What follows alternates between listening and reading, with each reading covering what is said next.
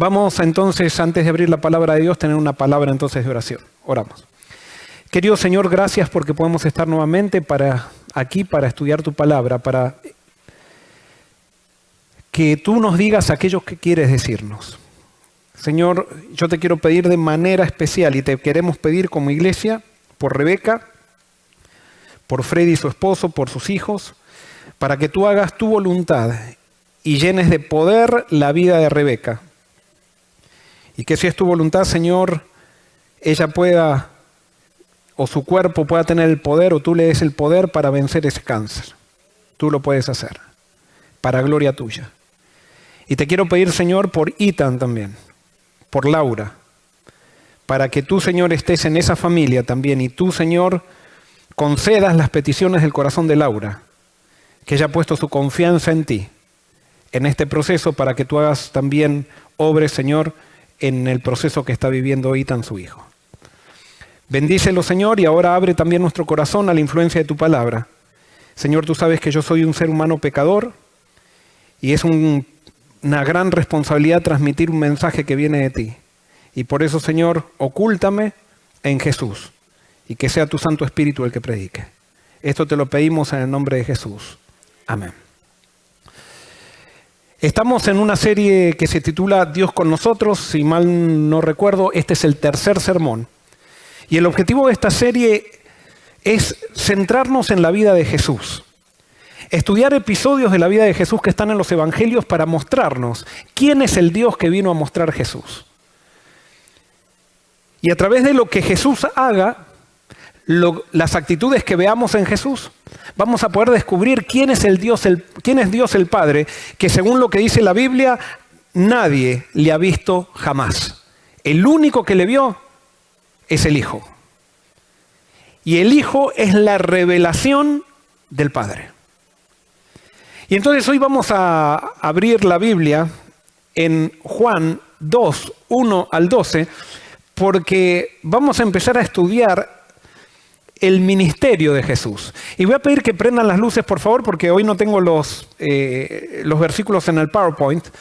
Entonces, si pueden prenderme las luces para que la gente, yo sé que ustedes pueden ser que tengan teléfonos, pero si alguien todavía está en la antigua versión de formato de Biblia, que tiene Biblia en página o Biblia en pasta, entonces podamos leer.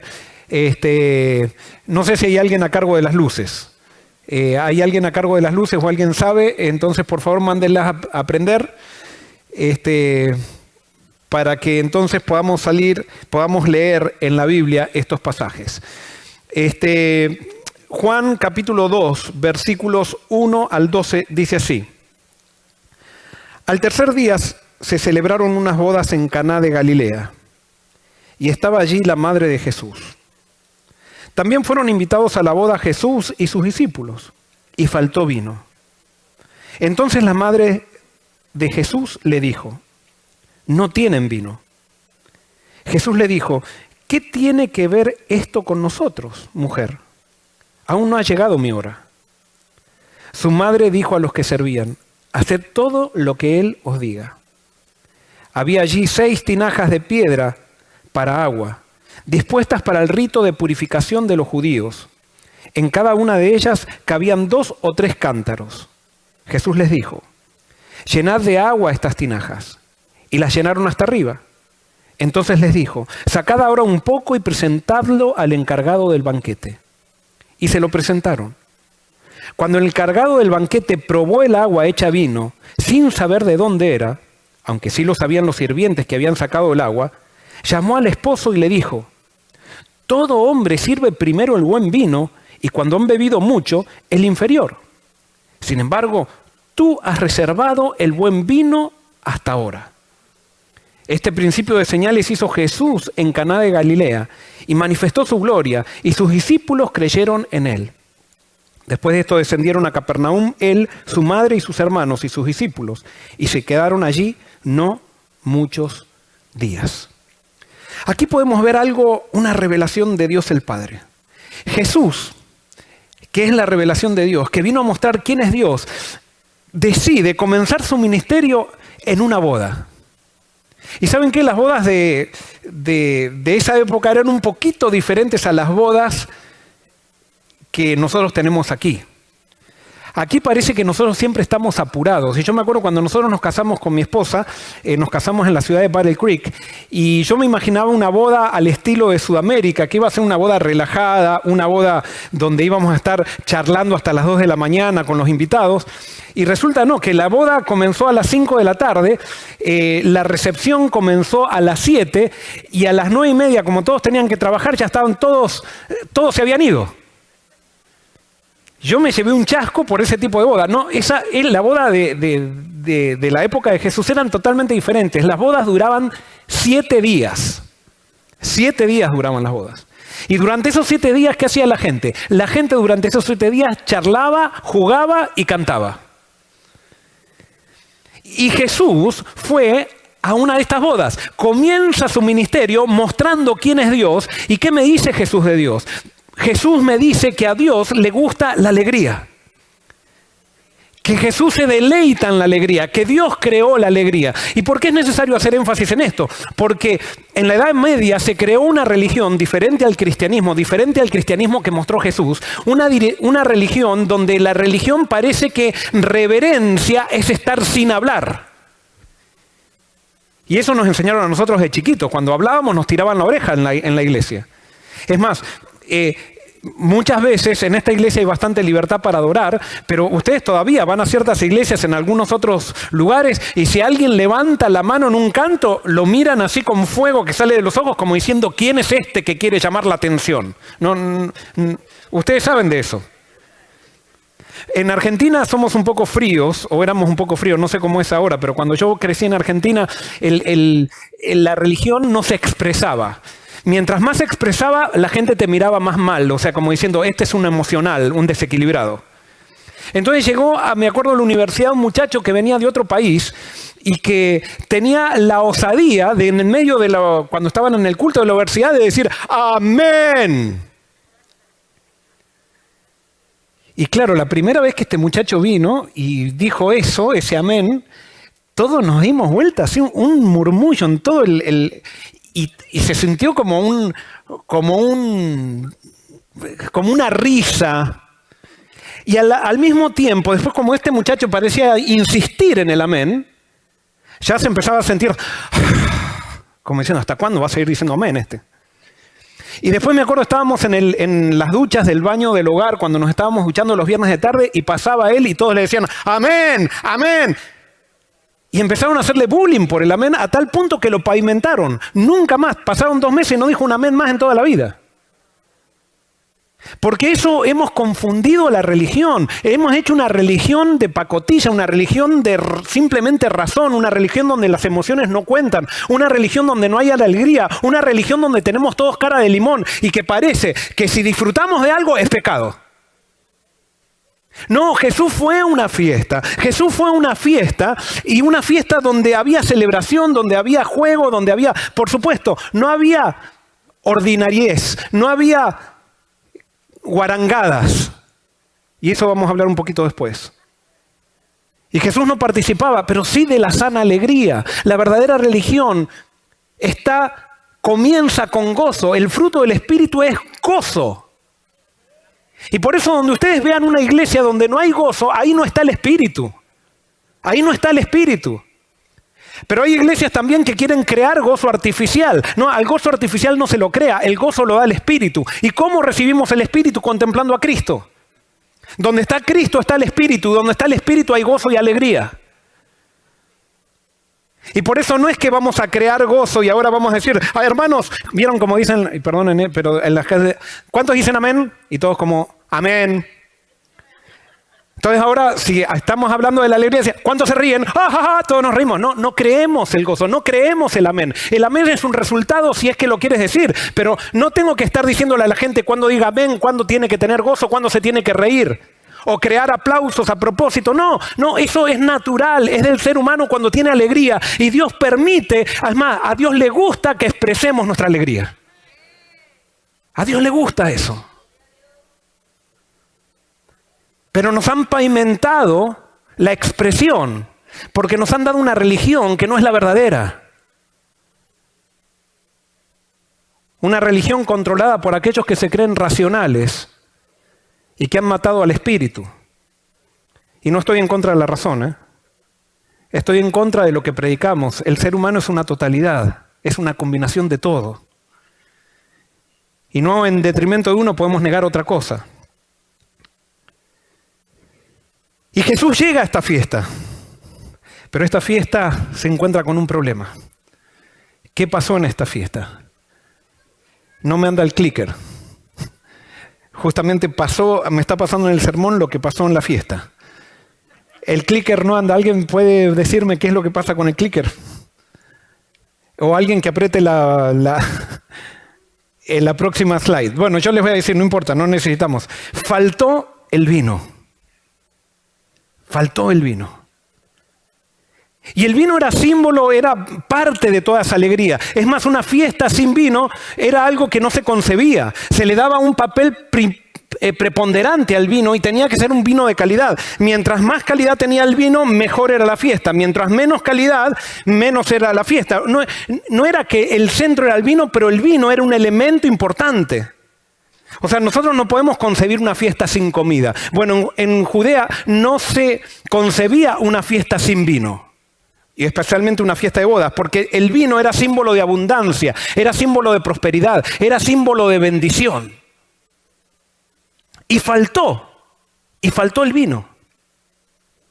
Ahí está, así como faltaba el clicker. Faltó el vino. Y acá hay un mensaje para nosotros. ¿Por qué? Porque nosotros muchas veces en nuestra vida parece que todo va bien, pero de repente falta el vino.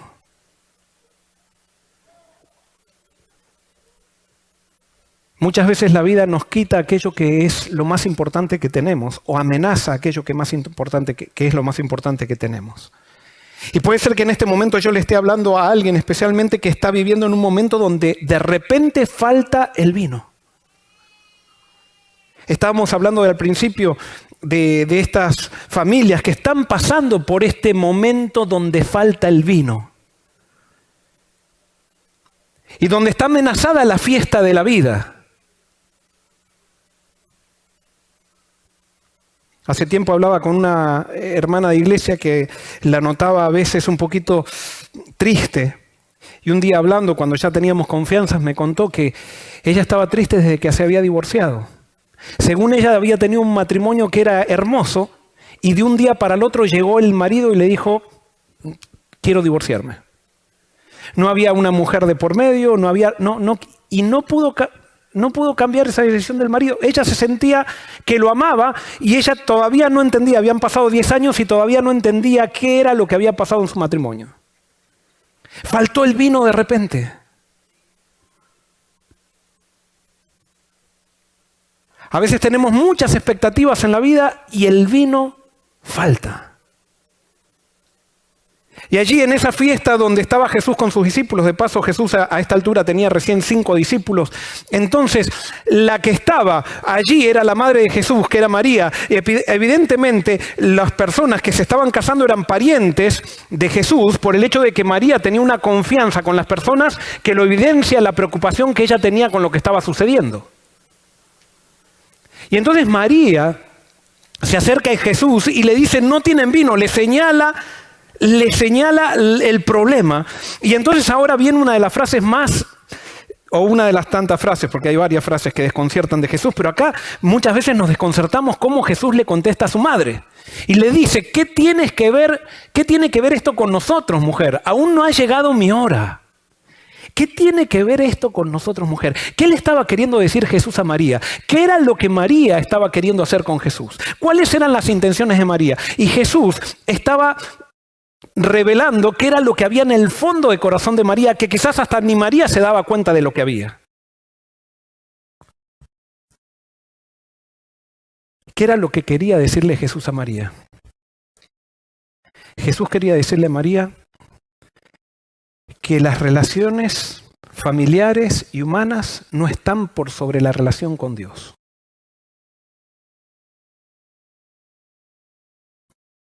María sentía que todavía tenía el control o tenía la autoridad para decirle a su hijo qué tenía que hacer y hacerle la agenda a su hijo.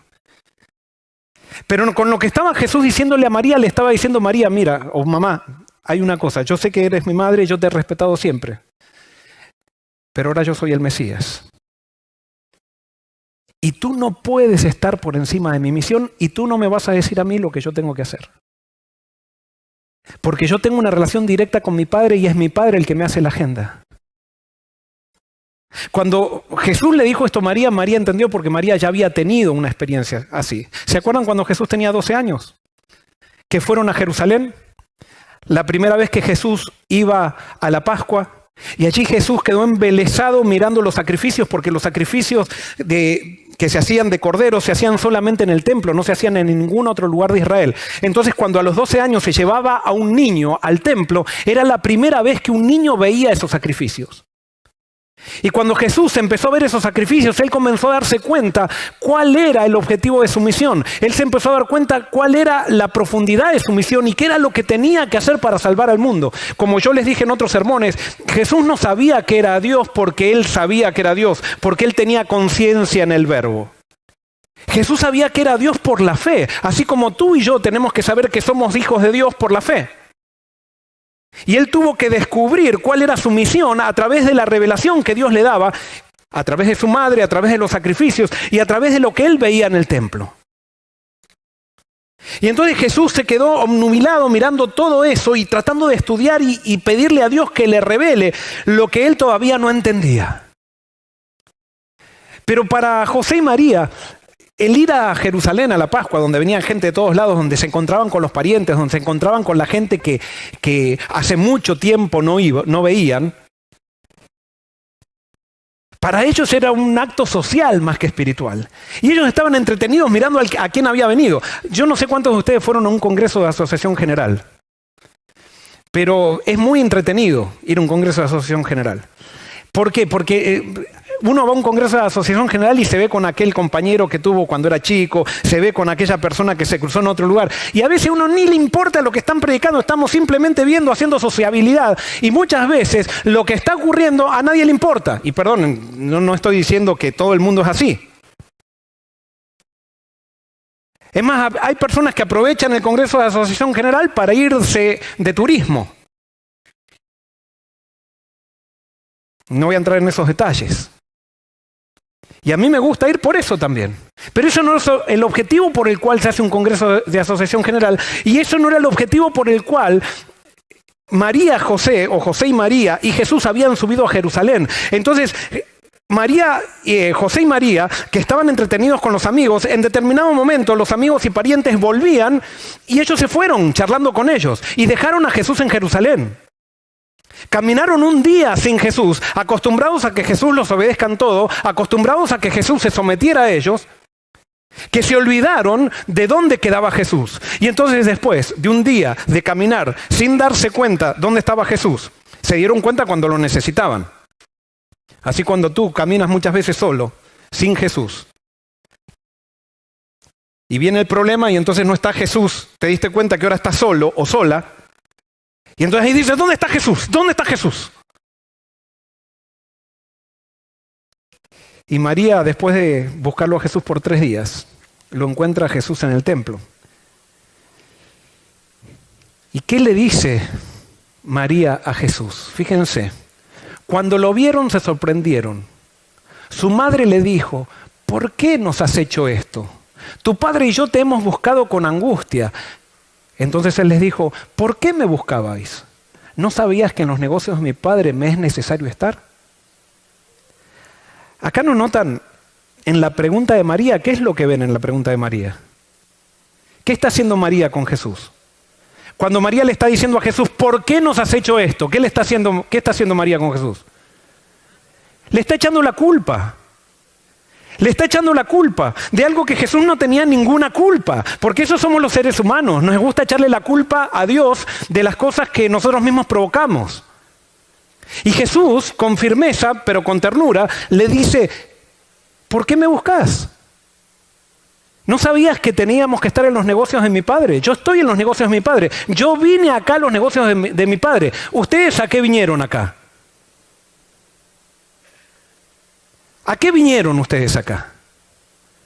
Jesús estaba donde tenía que estar, pero ellos, entretenidos con los parientes, con la sociabilidad, habían dejado a Jesús por cosas buenas que no eran malas. No está malo ser social, así como vemos que Jesús fue a una boda para comenzar su ministerio. Pero muchas veces las cosas buenas ocupan el lugar de las cosas importantes. Y Jesús no está en las cosas buenas, Jesús está en las cosas importantes.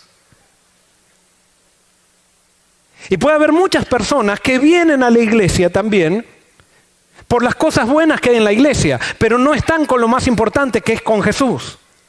Venimos a la iglesia para ver qué es lo que Jesús tiene para decirnos. Venimos a la iglesia para ser transformados. Venimos a la iglesia para recibir la palabra de Dios. No venimos a la iglesia para tener un club social. No venimos a una iglesia para destacarnos lo bien que hacemos los programas aquí en la iglesia. No venimos a la iglesia para hablar de todo lo que nosotros hicimos en el pasado y para que la gente nos dé alabanzas. Venimos a la iglesia para adorar a Jesús. Y para que Jesús cada sábado nos revele algo incómodo que transforme nuestra vida. Jesús estaba donde tenía que estar.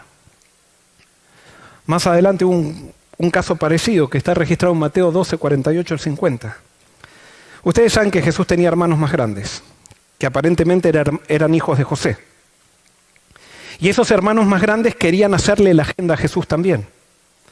Es más, en determinado momento se acercaban a Jesús y le dicen: ¿por qué trabajas entre los pobres aquí donde nadie te ve? Ve a Jerusalén y haz las cosas donde el mundo te vea. Entonces los hermanos mayores de Jesús querían decirle a Jesús o querían hacerle la agenda. Y Jesús no se dejaba hacer la agenda por nadie. Porque quiero decirte, y tenemos que entender bien, Jesús es un siervo, pero no es un esclavo. Y los verdaderos hijos de Dios somos siervos, pero no somos esclavos de nadie. ¿Por qué? Porque hay muchas personas que piensan que los que servimos a Dios tenemos que ser esclavos de ellos. No, Dios no aprueba la esclavitud. Y los hermanos de Jesús convencieron a María de que Jesús se estaba un poco desequilibrando y que estaba enseñando en lugares donde no tenía que enseñar y que estaba haciendo mucho ruido. Y entonces la convencieron a María para que vaya y lo convenza a Jesús de que salga del lugar donde estaba. Y entonces en ese contexto encontramos lo que está registrado en Mateo 12. Dice: mientras él aún hablaba a la gente, su madre y sus hermanos estaban afuera y le querían hablar. Le dijo uno: tu madre y tus hermanos están afuera y te quieren hablar. Respondiendo él al que le decía esto, dijo: ¿quién es mi madre y quiénes son mis hermanos? Y extendiendo su mano hacia sus discípulos dijo: estos son mi madre y mis hermanos. Pues todo aquel que hace la voluntad de mi Padre que está en los cielos, ese es mi hermano, mi hermana y mi madre. ¿Cómo te hubieras sentido tú si eras la madre, o si vas a una fiesta donde está tu hijo y le dices: ahí está tu mamá, y entonces tu hijo sale, no, ni sale, le dice al que te viene a decir: los que están en la fiesta son mi madre y mis hermanos? Pero María entendió bien lo que Jesús le estaba diciendo. Jesús le estaba diciendo: María y a los hermanos, ustedes no me hacen la agenda. La agenda me la hace mi Padre. Y quiero decirte algo: aquel que es verdadero hijo de Dios, no hay ningún ser humano que le hace la agenda. No la hace ni un jefe de trabajo, no la hace ni tu esposa, ni tu esposo, ni tu familia. La agenda te la hace Dios. Y por eso Jesús sabía que nada, absolutamente nada, lo podía separar de la misión que Dios le había dado. Porque si hay algo que tú tienes que es importante en la vida, es tu misión. Y la persona que no tiene misión es la persona que está deprimida. La persona que no descubrió el propósito en su vida es la persona que no sabe hacia dónde va, es la persona que está vacía. Si tú quieres recibir renovación espiritual, tienes que descubrir cuál es tu misión. Y según lo que dice la Biblia, todos nacemos con una misión desde que estamos en el seno de nuestra madre. Dios nos asignó una misión. Y cada uno de nosotros o la cumple o no la cumple. Pero las personas que son felices son aquellas que descubrieron su misión. Y por eso no hay nada que pueda interrumpir tu misión. Y ahora quiero aclarar algo, porque eso también yo como pastor de iglesia, el trabajo en la iglesia no es tu misión, quiero que te tengas claro. Porque a veces nosotros confundimos el trabajo en la iglesia con la misión. No, la misión está por sobre el trabajo en la iglesia. Tu misión es el propósito de tu vida y no hay nada que tú puedas hacer que lo quite ese llamado de ti. Y si tú no lo cumples, no vas a ser feliz ni vas a dar felicidad a los que están alrededor tuyo. Y por eso tú no puedes dejar que tu marido te quite tu misión. Tú no puedes dejar que tu esposa te quite tu misión. Tú no puedes dejar que tus hijos te quiten tu misión. Porque si tú dejas que tu esposa te quite tu misión, tú no la vas a poder hacer feliz porque tú no vas a ser feliz. La misión, yo lo considero que está a la misma altura de Dios. Cuando Dios te llama, cuando tú te entregas a Dios, ¿se acuerdan que siempre decimos? Dios te elige con un propósito. No te elige solamente por causa tuya, te elige por causa de los demás. Y si tú no cumples esa misión, tú no eres feliz. Esa es lo primero que tenemos que tener en la vida claro es cuál es nuestra misión. Después, esa es la escala de valores. Segundo, si no queremos fallar, lo segundo en nuestra escala de valores tiene que ser nuestra familia. Y dentro de nuestra familia, nuestro cónyuge.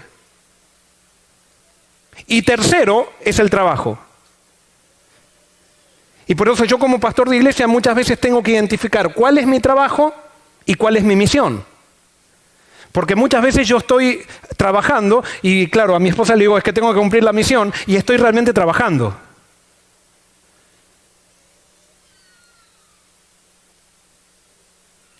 La misión tiene que ver con personas. No tiene que ver con proyectos, no tiene que ver con edificios, no tiene que ver con juntas, tiene que ver con personas. Y todos tenemos una misión para afectar personas. Y Jesús sabía eso y por eso Jesús no iba a dejar que su familia se interponga en su misión. Nada ni nadie puede interponerse entre el llamado de Dios y nosotros. ¿Qué tiene que ver esto con nosotros, mujer?, le dijo Jesús a María. Aún no ha llegado mi hora. En otras palabras, lo que María estaba queriendo hacer era que su hijo se destaque, su hijo se manifieste como Mesías. Y le dice, no, María, no, mami, va a llegar mi hora, todavía no llegó, pero cuando llegue mi hora, tus expectativas van a ser rotas. Porque tú quieres que me siente en un trono, pero yo voy a estar colgado de una cruz y no te lo puedo decir todavía. Y Jesús todo lo hacía en función a su hora. Jesús sabía lo que tenía que hacer en cada momento porque él leía la profecía y sabía que tenían que cumplirse ciertas cosas y él iba de acuerdo a lo que la profecía iba diciendo. Entonces nosotros podemos ver, por ejemplo, en Lucas 5:51, dice que cuando se cumplió el tiempo en que había de ser recibido arriba, afirmó su rostro para ir a Jerusalén. Cuando Jesús supo que él tenía que morir, dice que se puso cabeza dura y que nadie lo saque de su misión. Él iba a subir a Jerusalén. Cuando llegó el tiempo, era necesario cumplir lo que el tiempo decía. Otro versículo en Juan 12:23 dice, cuando estaba él en el templo de Jerusalén, estaba por morir, y vinieron unos griegos a querer invitarlo a Jesús a Grecia para que vaya a predicar a Grecia. Eso fue muy atractivo para Jesús. Imagínense, gente de Grecia que venía a Jesús a querer hablar con él para llevarlo a Grecia a que predique en Grecia. No había nada más atractivo para Jesús que eso. Pero vuelvo a repetir lo mismo, las cosas buenas no necesariamente son las más importantes. Y Jesús, cuando vinieron a invitarlo, él se daba cuenta que tenía que morir y era una tentación de Satanás para apartarlo de su misión. Y entonces Jesús dijo, ha llegado la hora para que el Hijo del Hombre sea glorificado. En Juan 13:1 dice, antes de la fiesta de la Pascua, sabiendo Jesús que su hora había llegado, para que pasara de este mundo al Padre, como había amado a los suyos que estaban en el mundo, los amó hasta el fin. Sabiendo Jesús que su hora había llegado. Yo te hago una pregunta, ¿cuál es tu hora? ¿Cuál es tu hora? Le hago una pregunta a la iglesia Forest City. ¿Qué hora estaba viviendo Forest City? ¿Ha llegado la hora o no ha llegado la hora?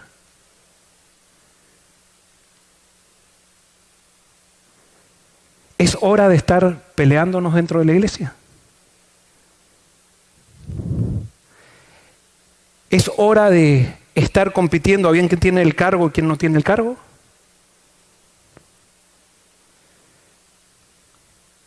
¿O es hora de predicar y de levantar a Cristo ya de una vez? ¿Saben qué? Las iglesias muchas veces estamos gastando tanta energía en cosas que no construyen en nada. ¿Y saben cuáles son nuestras cosas generalmente? Son luchas de poder.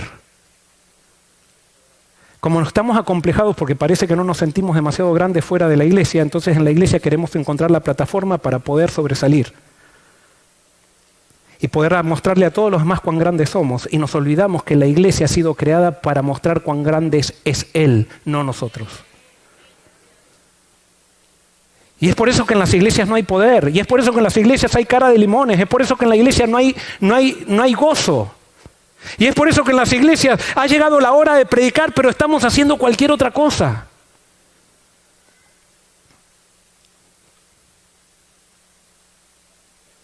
Yo me acuerdo cuando estaba en Argentina, leí una noticia en el diario, y creo que ya lo conté esto con ustedes, pero había dos grupos de bomberos, que uno eran de Ciudadela y otros eran de Castelar. Y entonces estos grupos de bomberos, como estaban aburridos y no había mucho incendio, entonces empezaron a hacer partidos de fútbol unos contra otros. ¿Se los conté esto? Sí, ya se los conté, pero no importa, lo escuchan de vuelta. Entonces, hacían partidos de fútbol unos contra otros y cada domingo que se juntaban a jugar al fútbol, cada vez la cosa iba más en tensión porque querían ganar. Y llegaba un momento que todos los domingos terminaban a las piñas. Porque no se aguantaban, pero seguían yendo a jugar al fútbol. Querían a jugar, pero querían ganar. Y resulta que hubo la mala suerte que de una señora que se le empezó a incendiar la casa que estaba justo en el borde de Castelar y de, ¿qué dije? ¿Cuál era el otro partido? Ciudadela y Castelar, y no sé si son esas son las municipalidades, pero justo se le incendió la casa que estaba en el límite. Entonces unos vecinos llamaron a los bomberos de Castelar y otros llamaron a los bomberos de Ciudadela. Y se empezó a incendiar la casa y llegaron los camiones al mismo tiempo. Y cuando llegaron los camiones al mismo tiempo y se vieron los que se peleaban en el fútbol, empezaron a pelearse para ver quién apagaba el incendio. Y se agarraron a las piñas y se incendió la casa. Y eso mismo pasa en las iglesias. Nos estamos agarrando a las piñas y se está incendiando el mundo y nosotros agarrándonos a las piñas aquí adentro de la iglesia. Acá diciendo quién hace, quién no hace, quién pone, quién no pone, si se hace, si no se hace. La gente se está muriendo, está necesitando un salvador y nosotros peleándonos, compitiendo para ver quién gana. ¡Qué ceguera! Dejemos de ser bomberos y dediquémonos a jugar al fútbol entonces. Si queremos estar peleando en la iglesia, hagámonos políticos. Hagámonos políticos. Y si queremos poder, vayamos entonces y seamos presidentes y que nos voten. Pero este no es el lugar para hacer política. Este no es el lugar para estar buscando poder. Este no es el lugar para sobresalir. Este es el lugar para humillarnos. Y humillarnos delante de la presencia de Cristo. Eso es lo que Dios quiere. Y eso es lo que nos va a traer felicidad.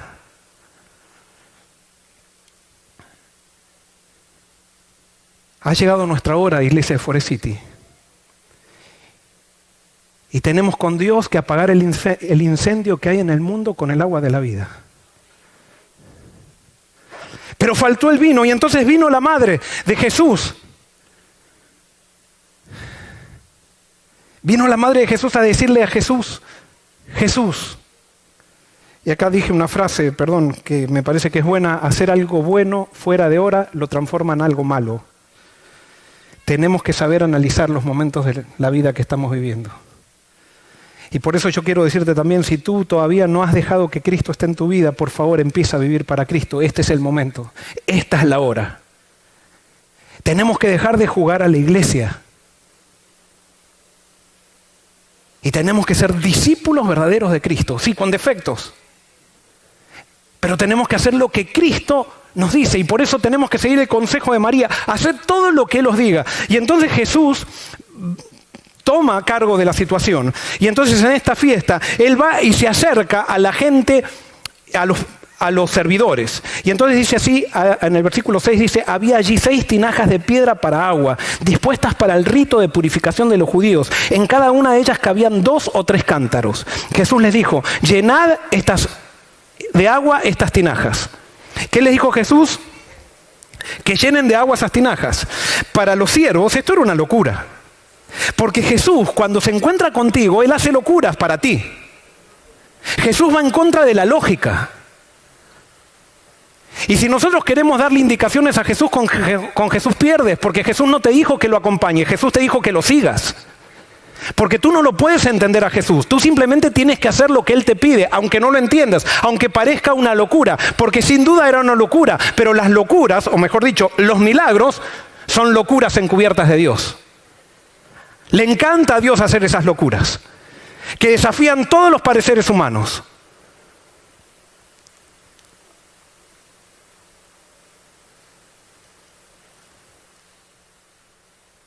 Llena de agua esas tinajas.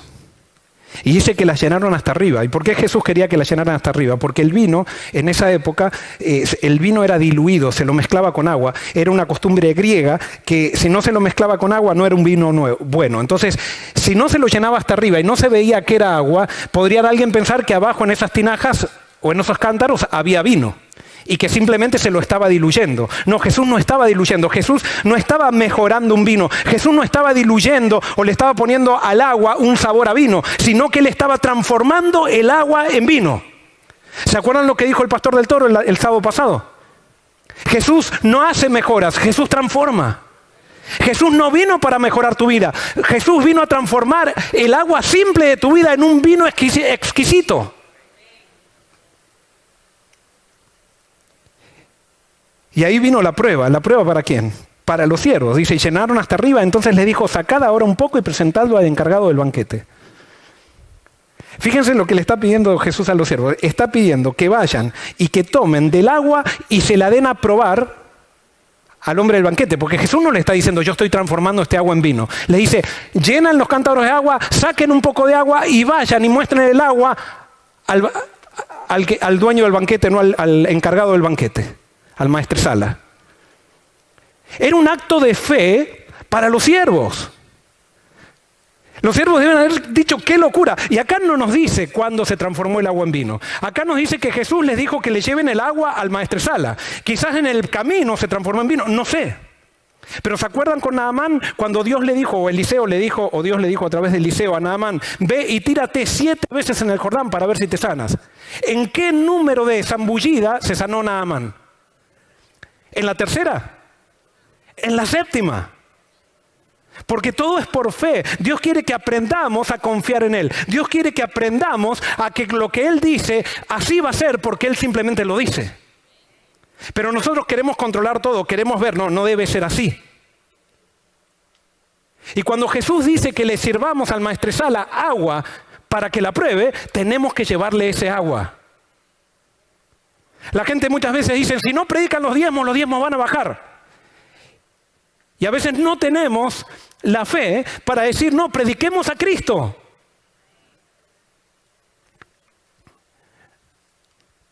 No, si no estamos contando los bautismos, no va a haber bautismos. ¿De dónde sacamos eso? Los bautismos son el resultado del poder de Dios. No son el resultado de un evangelista profesional que habla muy bien para convencer a la gente de que necesita a Dios. Es el resultado del clamor del Espíritu basado en la necesidad que tiene cada pecador de agua bendita o de agua pura que es Cristo. Pero a veces nosotros pensamos que la iglesia es como una empresa secular. Y entonces lo que se hace en una empresa secular queremos hacerlo acá. Quiero decirte algo, la iglesia de Dios no es una empresa secular. Sí, podemos hacer las cosas como una empresa secular y pueden crecer las cosas, pero no son transformadas y no crecen con el poder del Espíritu. Cuando levantamos a Cristo, que es para muchos, eso es muy poco práctico. Es muy poco práctico levantar a Cristo. Cuando levantamos a Cristo, la gente tiene gozo, la gente es transformada, las iglesias crecen, Los diezmos crecen, las ofrendas crecen también. Y aunque no crezcan, si está Cristo y falta el vino, Él va a estar allí para transformar. Porque no es el vino, no son los diezmos, no son los bautismos, es Cristo. Y tú y yo necesitamos a Cristo en nuestra vida.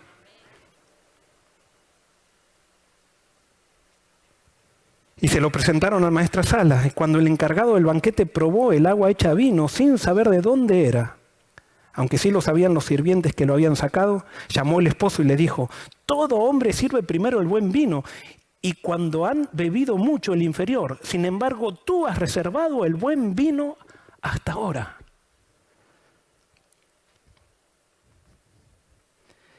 Este vino era mejor que el primer vino. Y el novio, que iba a pasar una vergüenza total, porque aparentemente era aparentemente era el novio que estaba encargado de esto, era el responsable de esto, la humillación que estaba previendo el novio que venía, con Jesús se transformó en un elogio. Fíjate lo que hace Dios en la vida de alguien, qué es lo que hace Jesús en la vida de alguien. Tu vergüenza la transforma, ¿cómo podríamos decir? ¿En qué? No me sale la palabra. ¿En qué? En gozo, en dignidad. Porque iba a ser humillado él. Porque Jesús no estaba tan ocupado, no estaba tan preocupado por el milagro, estaba preocupado por los novios y sus discípulos. Cuando Jesús hace un milagro no lo hacía por él, lo hacía por los demás. ¿Sabes por qué Jesús no puede hacer milagros con con Joel Barrios? Porque Joel Barrios va y ora por un enfermo y el enfermo se cura, y entonces dicen: el poder de la oración del pastor Joel Barrios, y entonces sale todo: el pastor Joel Barrios oró y se curó, y entonces el pastor Joel Barrios comienza a salir en todas las revistas y comienza a salir, y me encanta a mí, y empiezo a creerme que el poder está en mí. Dios no puede hacer milagros con el pastor Joel Barrios, porque el pastor Joel Barrios se le suben los milagros a la cabeza.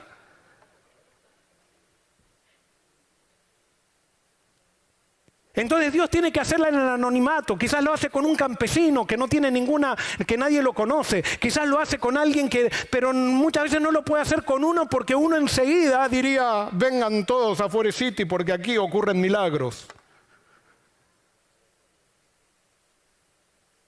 Qué necios que somos, siempre queriendo tomar el centro.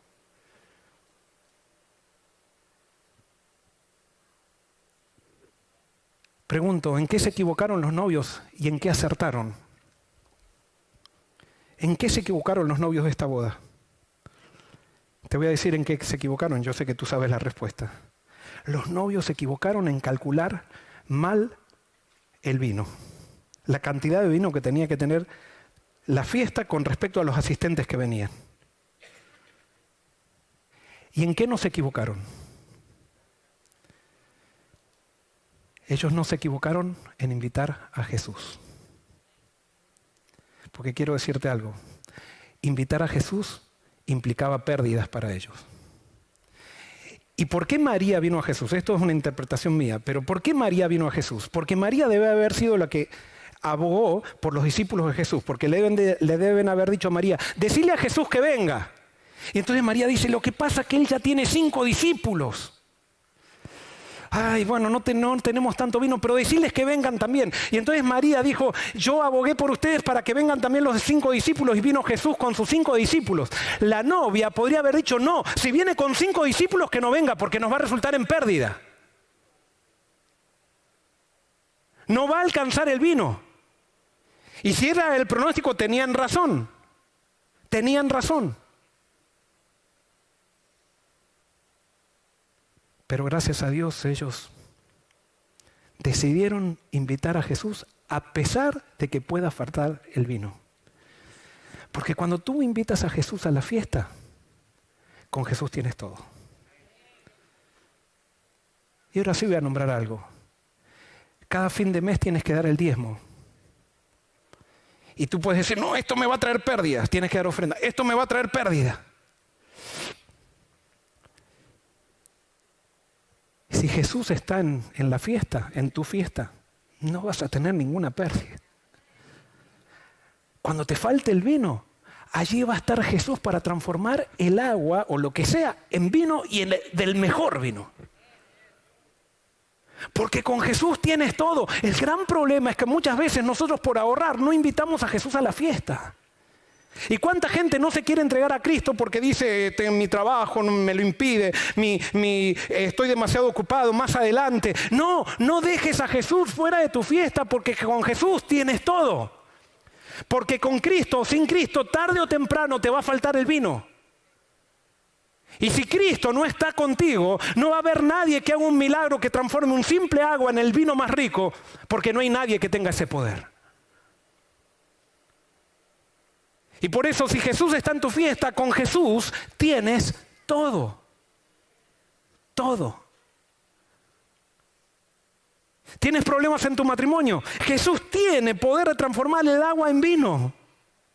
Pero no lo saques a Jesús. No utilices estrategias que estén fuera de Jesús para salvar tu matrimonio. ¿Tienes problemas con tus hijos? ¿Tienes problemas en el trabajo? Mete a Jesús en la fiesta. Y dale a Él el primer lugar. Y deja que Jesús goce con todos los invitados. Y cuando falte el vino, haz todo lo que Él te dice. Y vas a tener el mejor vino. Vas a tener el mejor vino. Dios es Dios porque Él transforma la maldición en bendición.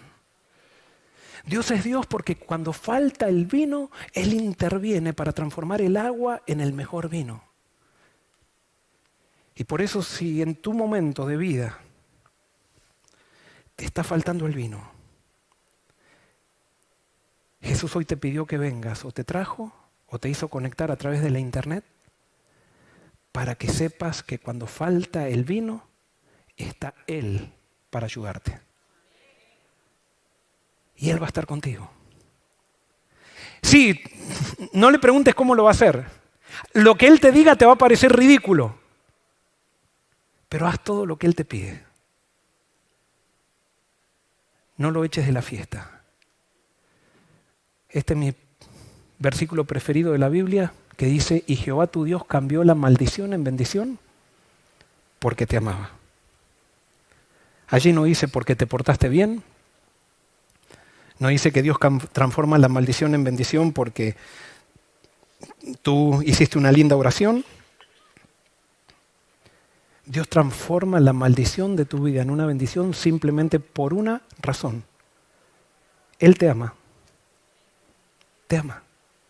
Y por eso esa falta de vino que hoy estás viviendo y que te llena de ansiedad y que dices, ¿qué va a pasar? Entrégale tus cántaros vacíos a Jesús. Y déjale a que Él las llene con el agua de vida. Y ese agua se va a transformar en el vino más rico que existe. Génesis 50, 20. En la experiencia de José, ¿se acuerdan? José termina su historia con sus hermanos, o cuando se reencuentra con sus hermanos, dice, es verdad que ustedes pensaron hacerme mal, pero Dios transformó ese mal en bien para lograr lo que hoy estamos viendo, salvar la vida de mucha gente. Hay un propósito de salvación en eso que estás viviendo, en esa falta de vino que estás experimentando. Tú no lo entiendes. Pero hay un propósito de salvación. Porque Dios transforma la maldición en bendición. Porque te ama. Y eso quiere hacer en este momento en tu vida. Y quiero terminar simplemente con una reflexión. ¿Jesús transformó el agua en vino o en jugo de uva? Porque yo sé que va a venir la pregunta. ¿En qué transformó el agua Jesús? ¿En vino o en jugo de uva? Pregunto, ¿qué se estaba viviendo? ¿Qué se estaba bebiendo en esa fiesta? ¿Vino o jugo de uva? Ustedes saben que en el griego la palabra para vino es oinos. Y tanto vino como jugo de uva se le dice oinos. Entonces no se puede saber si esto es jugo de uva o vino. Ahora, ¿qué se estaba bebiendo en esa fiesta? ¿Vino fermentado o jugo de uva? Ahí se dividió la asamblea. De acuerdo a lo que dice la Biblia, a mí me parece que se estaba bebiendo vino fermentado. ¿Por qué? Porque cuando van al maestresala, el maestresala dice que cuando él probó el vino, dice, todo hombre sirve primero el buen vino. Y cuando han bebido mucho, en otras traducciones dice, y cuando se han emborrachado, cuando están tomados, ya como nadie se da cuenta, le dan el vino feo y todos lo toman. O sea que estaban bebiendo vino fermentado. Ahora, ¿Jesús transformó el agua en vino fermentado o en jugo de uva? Y yo no les pido que esto lo crean, pero para mí, Jesús transformó el agua en jugo de uva. ¿Por qué? Yo les hago una pregunta. ¿Qué es el jugo de uva? Mejor dicho, ¿qué es el vino? ¿Qué es el vino? Sí, jugo de uva, ¿qué? Fermentado. O sea que podríamos decir entonces que el vino es la corrupción del jugo de uva. Podemos decir así, es la fermentación. Falta oxígeno y entonces al no haber oxígeno se corrompe la célula y entonces se fermenta y entonces se genera el vino. El vino, ¿por qué atrae tanto el vino? ¿Por qué? Porque embriaga. ¿Y por qué embriaga? Porque es adictivo. ¿Por qué? Porque todo lo que hace Satanás, como no vale la pena, tiene que generar esclavitud para tener a alguien. Porque lo de Satanás nunca es voluntario, siempre es esclavizante, siempre es adictivo. ¿Por qué? Porque no vale la pena. Y todo lo que no vale la pena hay que ponerle algo de alimento adictivo y esclavizante para que la persona quede enganchada, porque si no, no quedaría enganchada. ¿A cuánto? Nadie, no sé, ¿cuántos de ustedes fumaron? No levanten la mano. Pero ¿a cuántos les gustó, a los que fumaron, a cuántos les gustó el primer cigarrillo que fumaron? A nadie. Es asqueroso. Pero por una presión social lo fumaron y una vez que lo empezaron a fumar, empezaron a tener la adicción y esa adicción después los hizo disfrutar de algo que por sí mismo no se disfruta. ¿Por qué? Porque el vino es la corrupción del jugo de uva. Cuando Jesús hace vino, hace jugo de uva, no hace vino, no hace corrupción Jesús. Y entonces alguien puede decir, bueno, pues eso es una interpretación muy personal, porque ¿cómo iban a decir que les iba a gustar más el jugo de uva después de haber bebido vino? ¿Saben quién? O sea, ¿por qué el jugo de uva puede gustar más que el vino? Porque donde está Jesús, el jugo de uva gusta más. Y les voy a dar un ejemplo. ¿Cuál es la fermentación del matrimonio? La fermentación del matrimonio es tener amantes.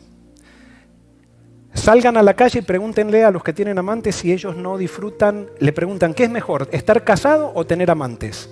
¿Y qué te van a decir la mayoría de la gente? Que es mucho mejor que tener amantes. Porque nos gusta el vino, nos gusta lo fermentado, tenemos la cabeza dada vuelta. Y nos atrae tener amantes. Es más, todos los que tienen amantes son adictos a los amantes. Y convéncelo de que es mejor tener una sola esposa y no se convencen porque para ellos es mejor el vino. Porque eso es lo que hace el pecado. Nos tergiversa nuestra mente y nos hace gustar y termina siendo una adicción. Ahora, al que ha tenido muchas amantes, pregúntale si es feliz. Y hasta ahora no vas a encontrar, por lo menos yo no encontré a nadie, miren que trabajo con mucha gente, que haya tenido 20 amantes y que me diga, soy recontra feliz con todas las amantes. No, me dicen, tengo placer, pero todos están vacíos. ¿Cuál es la fermentación de las relaciones significativas? La fermentación de las relaciones significativas es la pornografía. Tengo una relación que no quiero enfrentar los problemas, que está hueca, y me meto en la pornografía y con eso recibo cierta satisfacción virtual, hueca, que me genera adicción, pero me hace matar mis relaciones, incluso me imposibilita para relacionarme mejor con la persona que tengo o con las personas que están alrededor mío. Y pregúntale a alguien si la pornografía es fea y vas a ver que todo el mundo defiende la pornografía y todos dicen es lo mejor, un poquito de pornografía de vez en cuando no hace nada. Ese es el vino de las relaciones significativas. ¿Cuál es la fermentación de la colaboración? La fermentación de la colaboración es la competencia. Y eso hasta en las mismas iglesias venimos compitiendo. Hacemos concursos de predicadores en los Pathfinder. Y entonces un Pathfinder predicando a ver quién gana al otro Pathfinder y los padres queriendo que el otro pierda, que hable mal para que el hijo de ellos gane. Venimos y traemos a nuestros hijos para que toquen acá enfrente y entonces esperamos que el otro se equivoque para que nuestro hijo se destaque.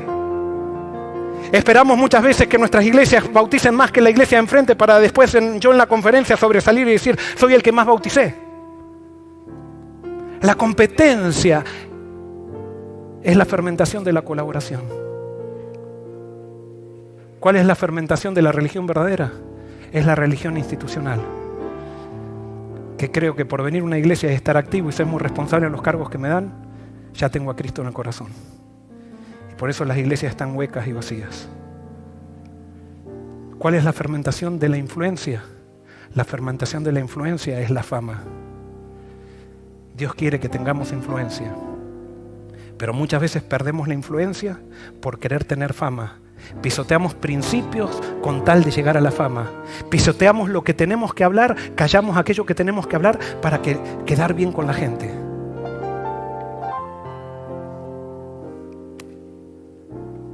Jesús tiene vino puro para ti hoy y tiene vino puro para mí. Él hoy ha llegado a tu fiesta donde falta el vino. Pero Él está dispuesto a transformar lo que tú le entregues en la más exquisita experiencia. Si es que tú estás dispuesto a que Él sea tu principal invitado. Que Dios te bendiga y que esa pueda ser tu experiencia y la mía.